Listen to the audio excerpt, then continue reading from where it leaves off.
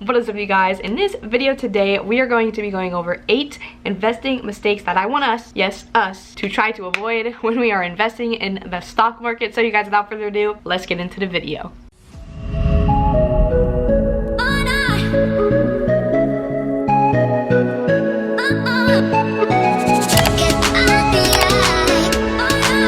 You guys already know, if you are new here, what is going on? My name is Nikki, and it would mean the absolute world to me if you would consider subscribing by hitting the NB in the bottom corner or the red subscribe button. Join the crew, join the journey. I post 2 times a week on this channel, ranging from business, real estate, investing, stocks, faith, sexuality, my damn life. I believe everybody's life is a journey, and that journey is worth sharing. So if you're into that, or if you're into hanging out with me half as much as I love hanging out with all of y'all, please consider subscribing. All right, y'all, so the first mistake I want us all to avoid is the fact that we just do not invest at all. I feel like one of the biggest mistakes is people put so much money into like a Wells Fargo savings account, and they really try to just up their savings game, which I will say I'm going to mention a little bit later in this video. But it's important to have that, but at a certain point you have got to get your money in the market. A Wells Fargo regular savings account is paying you 0.01% interest on your damn money. That's literally nothing. The annual return rate of the stock market is anywhere from 8 to 10%, not 0.01%. So you've got to get your money out of savings and into the market. But I am going to touch up on that a little bit later with another number I have on my list. So don't come at me quite yet, just hear me out. So you guys, I'm actually going to dive into that reason now. So the second mistake, besides putting too much in savings and not investing at all, is selling your investments in your stock positions too early because you don't have a cushioned savings. Now this sounds a little bit like a contradiction here, but here's the deal. You need to have in your savings account, whatever that is, whether it's Chase, Bank of America, Wells Fargo's, online ones with higher yields for your savings. You should ideally have, I mean, you hear 3 to 12 month range. I think the 6 to 8 month range, even up to 12 if you wanted to, worth of savings in those accounts, and then after that use that extra money to invest. I personally have like a certain number in my savings account, so anything extra I invest it. If I'm too low, then maybe that month I'm not investing that much and I'm putting more into my savings account. But the second mistake is that people are selling their stocks because they're a little bit too heavy in the investing side, that they don't have that cushion for themselves, especially like around times now, like with Corona and stuff. Like, you've got to make sure that you are good, there's food on your table, your credit card bills aren't getting too high, and you can still survive. Make sure that you're having enough in your savings, but just don't put too much in there, because that's not going to make you money. Because what about inflation? If you put all your money into savings account, inflation, average inflation is 2%, you making less money, you're sitting there dying. You've got to get yourself organized, you've got to get yourself a plan, and you've got to make sure, hey, this is what it's going to cost for me to live for 6 months, this is what I'm keeping in my savings account. Anything over that is going in the market, anything under it I have to adjust my budgeting and my spending. Okay.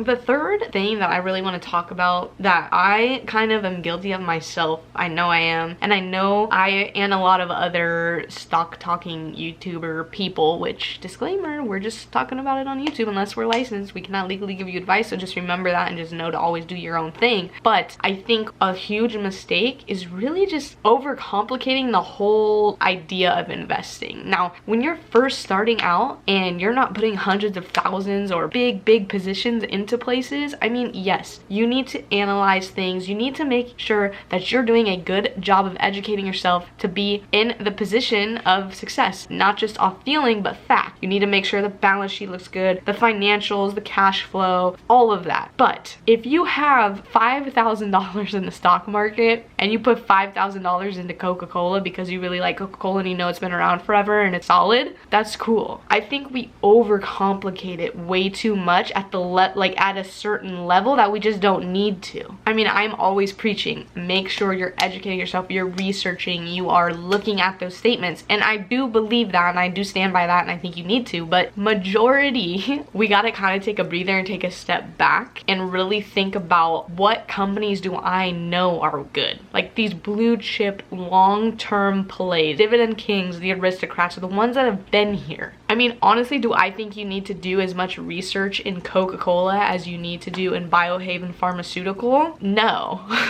Coca-Cola, I know as a brand, hard to beat Coca-Cola. Coca-Cola is solid. I mean, Warren Buffett has Coca-Cola. He's never gonna sell Coca-Cola. Well, that's what he says. We don't know. But I'm just saying, like, we just really overcomplicate, I feel like, the whole situation, which can kind of lead to those first two issues of like, I don't know what I'm doing, I'm not gonna do it, I'm gonna wait, I'm gonna learn more. It's like, you've got to just kind of go with your gut. If you really love Diet Coke, you want to put $100 into Coke, just put $100 into Coke. You don't need to look at the balance sheet for that. You don't, honestly, I don't even need to say the disclaimer, you already know. But I think as a majority of the community and a majority of people, at least my age, I mean, I don't have hundreds of thousands of dollars to put in there that I should be like scared about. I'm putting a little bit here and there, and as I get more serious and my portfolio grows, then yes, we kind of have to take a step back and really evaluate. But I'm thinking for like that beginning level, like entry level, throw some cash in there. You don't have to just, you gotta believe in yourself a little bit.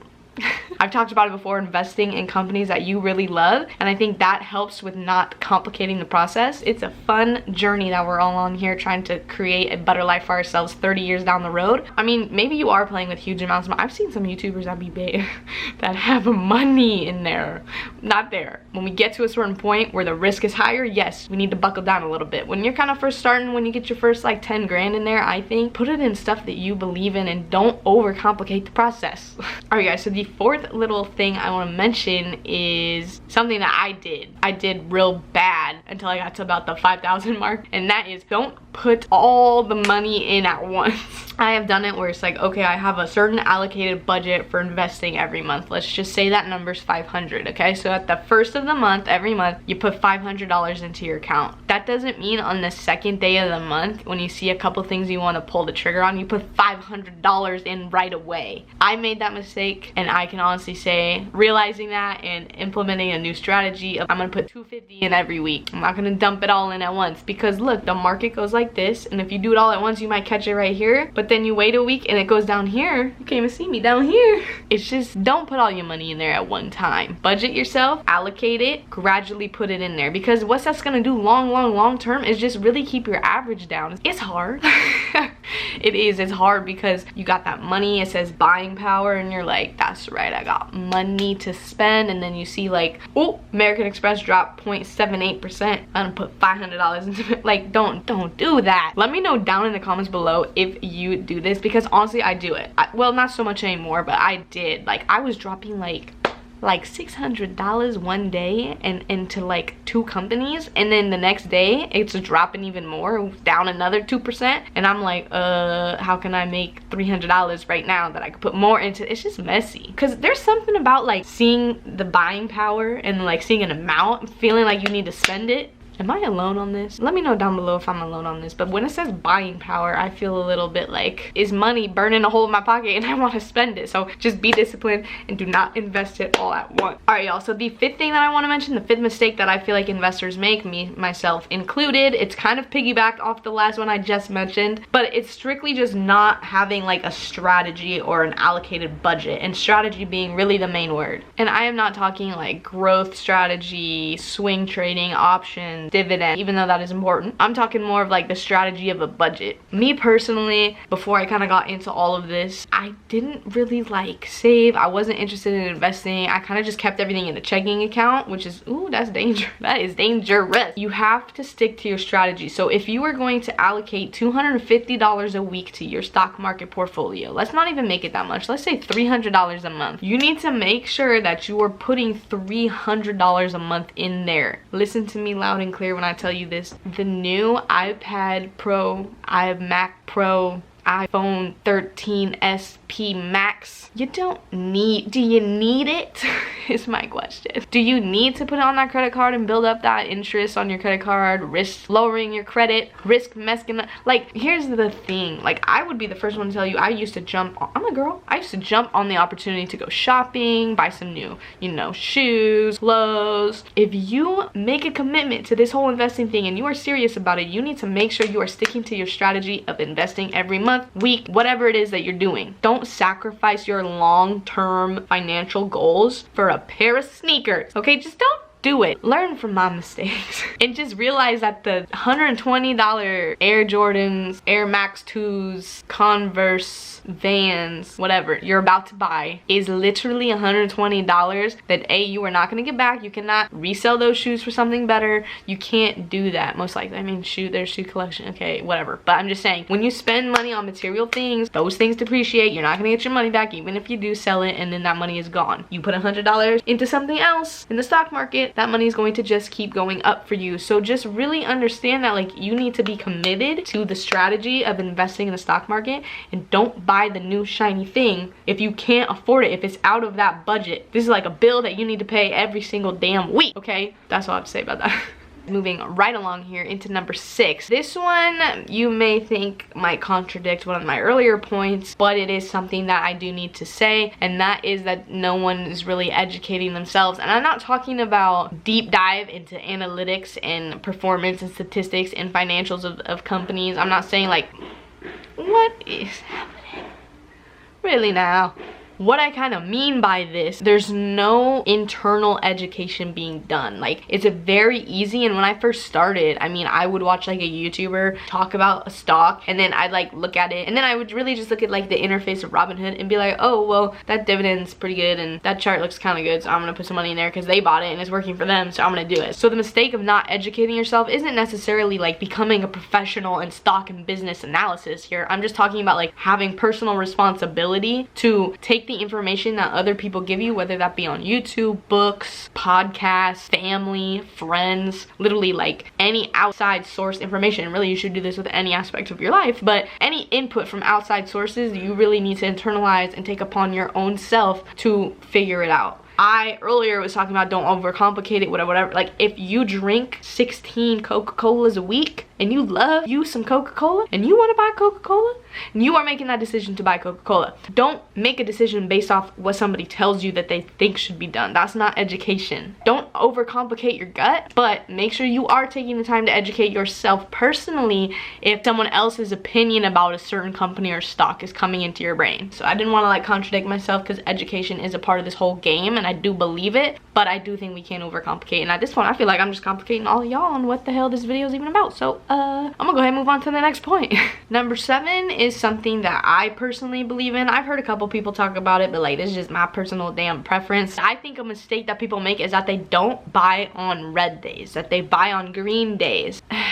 There's like hit and miss to this. Like, you could counter my argument with like, yeah, but if the current green price is still lower than my average cost, then I should buy it. Still gonna drop down my average cost, which in that point, yes, like I would agree with you. But for me personally, I've been trying to become way more disciplined with my money and my strategy and putting money in there. I do not want to put money into a company that's up 4% that day that drops 6 the next day. You could say, well, if you wait too damn long, you might miss out and it'll never go down. It could shoot from 50 to 100 and remain at 100 and drop down to 80, and when you could have had it, like, there's arguments all around the board here, but I just learned from early mistakes that I made about buying when they're just up too high for that day, when I could have got a better deal like a day or two later. Buying on a red day, and I said before, around 5%, that's a huge drop. I mean, most of the time I would feel comfortable between like the 2 and 3% is like a good drop for me to add into a position or maybe open a position. The whole point, I think, of this concept is the mistake of just not being disciplined in sticking with that and finding something that works for you, and just being on this understanding of like, yes, I want to consecutively and consistently be putting money into this portfolio, but not at the cost of just willy-nilly tossing money. I want to have a plan, and I want to be disciplined in that plan, and for me, that is buying stocks on their own red days.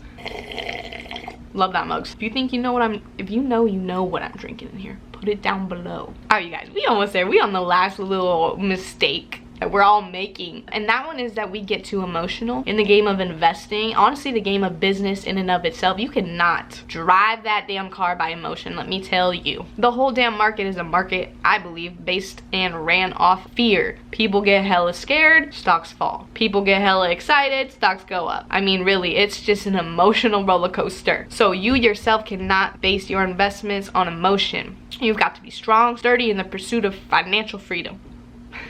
Stick to the plan and know that long term, you have got to leave your money in there. I have sold some things, like y'all know I sold my Peloton when I was up like 90%. I sold like almost half of my shares for a little bit of profit, but I will be buying more of that when it drops back. I just think it got inflated and grew because of the whole pandemic and the fact that people are working out inside. And there's opportunities that you could sell and take some profit, but I will be putting that money back into the market. So and during that whole time I'm still putting more money in, so it's not really like I'm losing anything there. But back to the damn point, Nicole, is we cannot be getting emotional here. We cannot base our purchases, our selling on emotion and being scared. And that emotion goes as far as like being worried about being able to put food on the table. That's why I talked about saving money and having enough in that emergency fund, right, and allocating for investing. But if you are not on top of your budget and you're not doing that, then yeah, there might be a month where you're like, holy crap, I just put $1,000 into stocks and I don't have enough for groceries, now I have to put on my credit card. Like, don't. Like, just no great decision or action was ever done when emotions were up here. Go sleep on it, wake up. If you feel the same way, then you take action. But don't ever just take action based off your emotion. You have got to just be emotionless.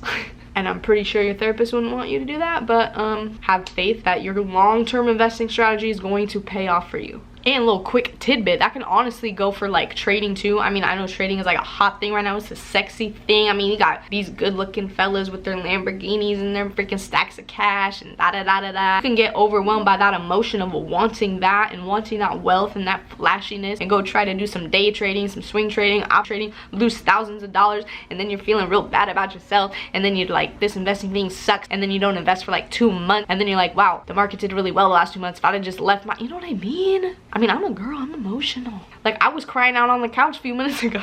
Then you have to have a plan, a business model, a business plan, a strategy. You've got to stick with it and trust long term that is going to work out the way you need it to. So my fellas, and you know what, I say fellas because you already know that most of all you all are guys, but I just kind of feel like you guys are like my brothers, and I kind of love that. You know what, you guys, and girls, I mean, if you've got girlfriends, if you've got friends that are girls, if there's any investing girls out there, this is not a boys game. This is not, we are not just here for the fellas for financial education. I mean, I have yet to really see a lot of girls out there doing what I'm doing here, just making stock videos like this, investing videos, business videos in general. I mean, I've seen a few, but there's no Graham Stephan of the female world. That's all I'm saying. Can you give this video a thumbs up, please, for your girl? Because I've been working really hard on really trying to just get this information out, shut up, get to the point, and really make this good and consistent minute through minute. So if you are this far, please smash that thumbs up button. It means the absolute world to me. YouTube loves it too, by the way, so it helps me out and it just means so much.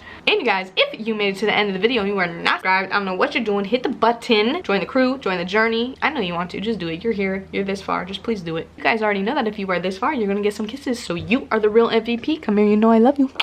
And like I say at the end of every single one of my videos, enjoy the journey, whatever your journey is. Always remember to do what sets your heart on fire. And I will catch y'all in my next video. Bye guys.